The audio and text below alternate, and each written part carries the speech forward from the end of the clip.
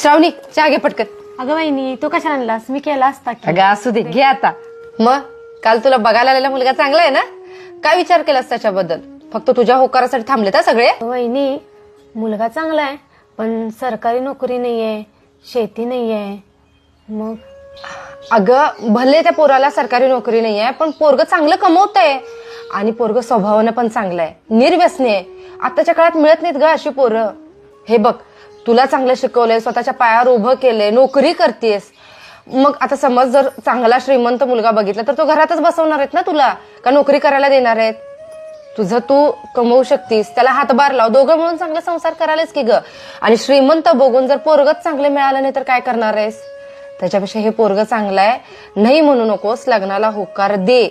अगं आधीच्या काळी पोरी शिकलेल्या नसायच्या, त्यामुळे ते प्रॉपर्टी हे ते जमीन जुमला बघत बसायचे. आता तुम्ही शिकलेले आहेत की ग, मग असला विचार करून उपयोग आहे का? आताच्या काळात श्रीमंतीपेक्षा पोराचा स्वभाव आणि पोरग महत्वाचा आहे लग्नासाठी, कळतंय का? ठीक आहे वहिनी, मी लग्नाला तयार आहे. पण काय ग, हल्लीची लग्न नाही टिकत, वर्षभरातच डिवोर्स होतात. तो असं मला काहीतरी सांग ना, जेणेकरून माझा संसार असा छान टिकेल. हे बघ, तू एवढी छान शिकली आहेस, स्वतःच्या पायावर उभी आहेस, ते पोरग भले कमी कमवते तर त्याचा आधार बन. आणि बघ, पहिल्याच्या बायकांना जास्त शिकलेल्या नसायच्या पण शेवटपर्यंत छान संसार करायच्या.